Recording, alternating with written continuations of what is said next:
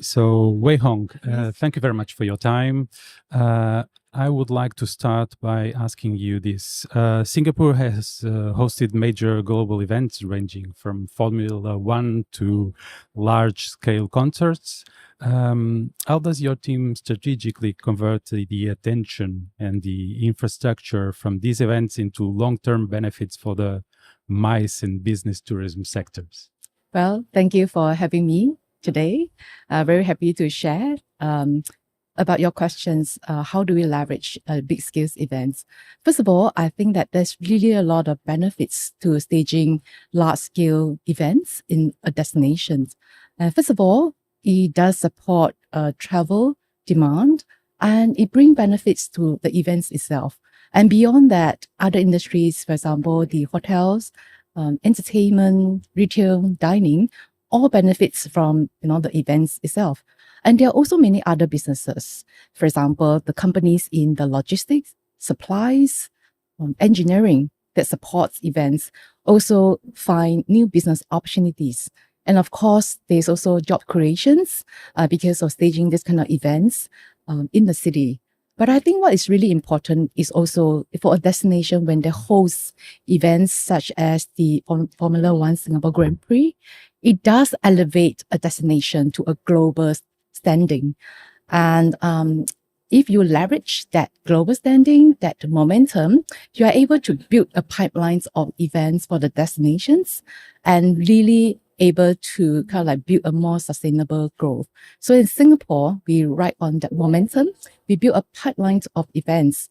For example, we do host events such as the Singapore Air Shows, FinTech festivals, Bloomberg New Economy Forum, on Token 2049, for example. And we also hosted a number of inaugural World Congresses and associations.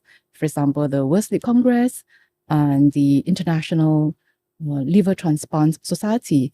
And the end of this year, we're going to host the World Robotic Olympiad. That's some of the examples that the destination can really strategically leverage hosting this kind of events in the destinations. Mm-hmm. So what strategies do you use to maintain the momentum after those events had gone from the destination? Well, I think it is quite true in a sense, for some of these events, it is like a one-off. But actually, the event itself is a very, very big draw for some of other events who actually want to be hosted before or after the events. For example, in Singapore, we do see that there are many MICE events. They want to actually cluster around the Formula One Singapore Grand Prix just a few weeks before or after. Based on what we know, there are at least 25 events. For example, the Milken Institute Asia Forum and the Token 2049 and the Founders Family Office Forum. These are just some of the examples. And the other thing is, very interestingly, for the last 2 to 3 years after COVID, we have seen a lot of emphasis about sustainability. And what we have done is we actually have made quite a lot of progress in this area. So recognizing the importance of sustainability, especially put on the events, whether it's leisure or MICE events, we have actually made quite a lot of progress in this area. So at the destination level, Singapore recognized it's important for us to have some credibility. So Singapore was the first country that applied to the GSTC, which is the Global Sustainability Tourism Council, to be certified as sustainable as a destination. And we actually got ourselves certified in 2023. But after that, we thought that it is not just important for a destination to be recognized, but it's also important for our industries to be recognized as well. So we work very closely with the industry associations, for example, with the MICE associations. So we set targets and work together with the industry. For example, in Singapore, we do have 6 purpose-built MICE facilities. And by the end of this year, we will get all 6 to be certified sustainable.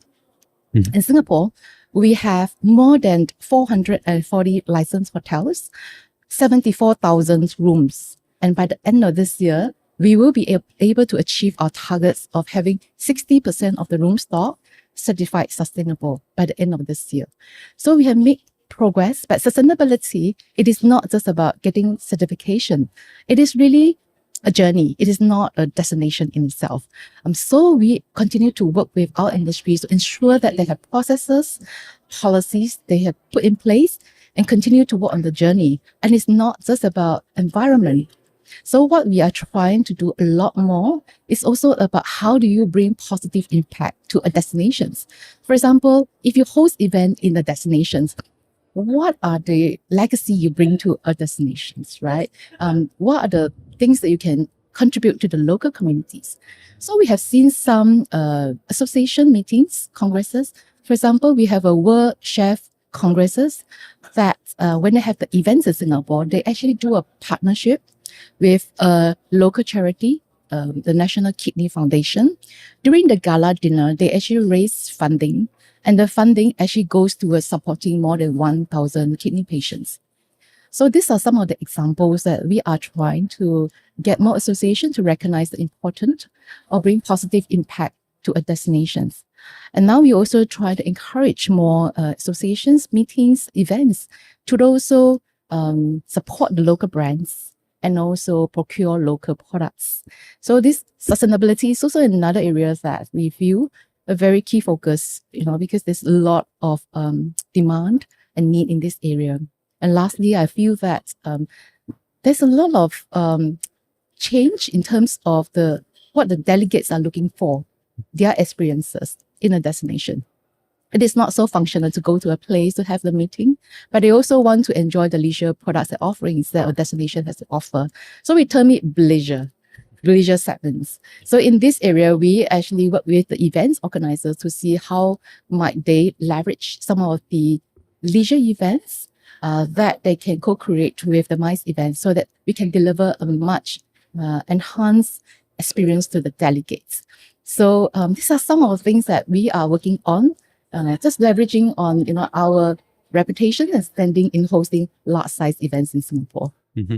And do you feel that clients, associations, corporate are open to these questions, sustainability, work, the legacy on the destination, and so on? I think that there is recognitions. It is important for organizations or business to really bring something that is good to a destinations. We have seen very good support. Otherwise, in Singapore, we won't be able to get so many industry stakeholders to come on board with us on this sustainability journey.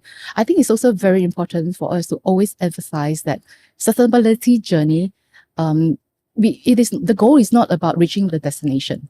The goal is really to get started with something, and then you learn from one another. You share best practices, and then you encourage one another. And at the end of the day, it will actually deliver benefits as well. There will be economic benefits, there will be commercial benefits, because some of these solutions are really very practical in themselves.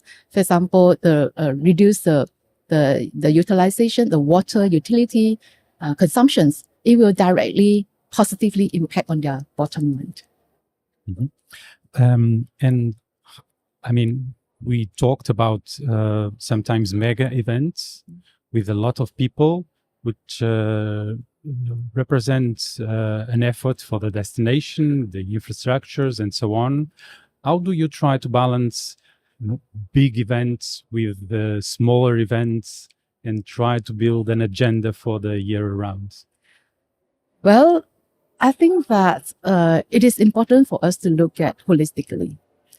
If you look at our growth potentials and our growth ambitions that we have announced early part of this year about Tourism 2040, it is at the end of the day to be able to grow the different segments of the tourism, including the MICE events, the leisure events. We need to really ensure that we grow in a way that is sustainable. Well, we do feel that there's a lot of synergy. Like just now I mentioned about, the leisure event itself do draw interest from other events to build on each other. So I think that it's really important for us to understand the trends, to understand what the industries are looking for and what works for our destinations.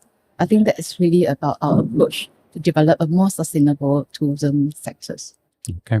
And what kind of lessons is it possible to have from those major events that sometimes can go ahead because they have more power, more money to invest, and so on, to smaller events and to MICE events specifically? What kind of lessons is it possible to take from those big events? Well, I think the Singapore Tourism Board do actually play a very important part in that. In fact, when we look at the events, right, it is not really about the size that matters. It's really about what kind of events that actually can leverage the strength of the destinations, and that is a synergy for that. What I mean is that in Singapore, we do look at some of the sectors that will play to our strength. So sectors, for example, such as the advanced manufacturing, biopharmaceutical, innovations, technology events. So we look at the space of these sectors and identify what are the events that will actually play to the strength of what the destination has to offer. So the event can be a larger event or it can be a smaller event. And that's where we come in and look at some of these events and how do they can complement each other. So I don't think that is really a case about, larger events compete against the smaller events per se, but it's really about how the events can complement each other and how do the destination can offer as a value propositions to further the objectives of these events within the clusters. Well, nowadays data is it's an issue, it's a question, an important question. How do you try to collect data about the events that you have in Singapore, and how do you try to work this data to bring useful information for you to measure the impact of the events that you have in Singapore, try to strategically choose the kind of events that you want to attract in the future, and so on? Well, a very good question. So we work very closely with event organizers. We have conversations with them to understand what kind of profile of visitors that attract to a destination to their events. And we have close conversations with them with regard to, whether they have been able to achieve their objectives. And at the overall level, we do look at the profile of events that's coming to Singapore. We look at the numbers very closely to be able to understand, how the industries are really shifting and how the industries are benefiting from the target markets that they set for themselves. So these are very, very close collaborations with the event organizers in Singapore. And well, nowadays it's almost impossible not to speak about AI. How do you think that AI will impact your work and the events in the future? In what areas do you see more opportunities to improve? I think one of the areas that I think can really leverage on AI is really to improve the productivity, the internal productivity of any organizations, because AI is really such a fundamental capability that today, or we have seen a lot of this software that have already incorporated AI into the features of the software used by the event organizers or any companies. And that in itself will definitely improve their internal productivity. But I think that at the end of the day, we can automate a lot of things, right? We can automate the content, we can automate the data, we can even automate the context. But at the end of the day, it is really about human connections, especially like, for example, MICE events. It is really about making that connections human to human. I feel that area will continue to stay and continue to be very important for the industries. Well, you are at ICCA Congress. How important is for you as a destination to belong to an association like ICCA? What are the major advantages of this relation? Well, Singapore has been a member of ICCA for 15 years. And we have benefited tremendously from being a member of ICCA. We also have been well recognized as well. Singapore stand proud to say that we are ranked third in ICCA's worldwide city ranking. We are first in Asia Pacific for the last 22 years.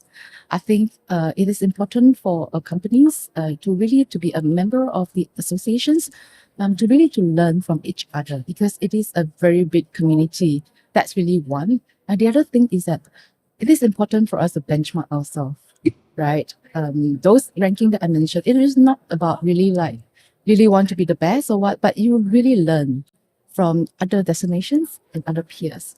How can you actually better yourself? And I think the other thing is really about the networking and the knowledge exchange, the insights. You just really find out what is really the latest.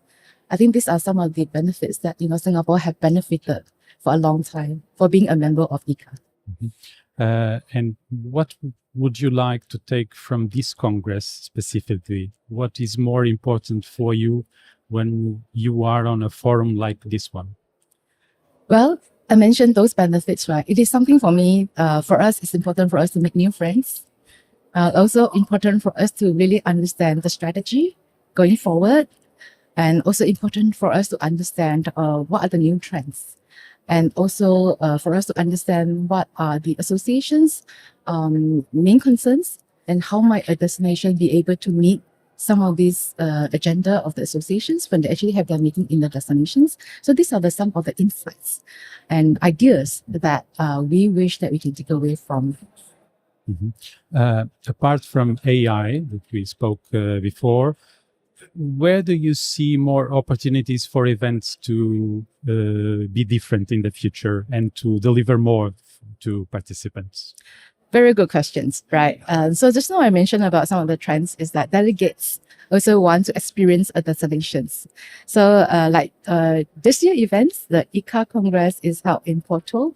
There are 9 different differentiated experiences in terms of venues. So I thought that is an interesting way of hosting events. So that's number 1. Number 2 is that how can we better have these festivalizations of the events? That means that after the events, maybe the after hours, can we actually bring the delegates to some of these nice places where they can just chill and really enjoy themselves? Yeah, something like that. It's like a leisure kind of experiences. So I thought that this is something that destinations can actually consider more and do more about that. Okay, so thank you very much for your time. Thank you so much. Thank you.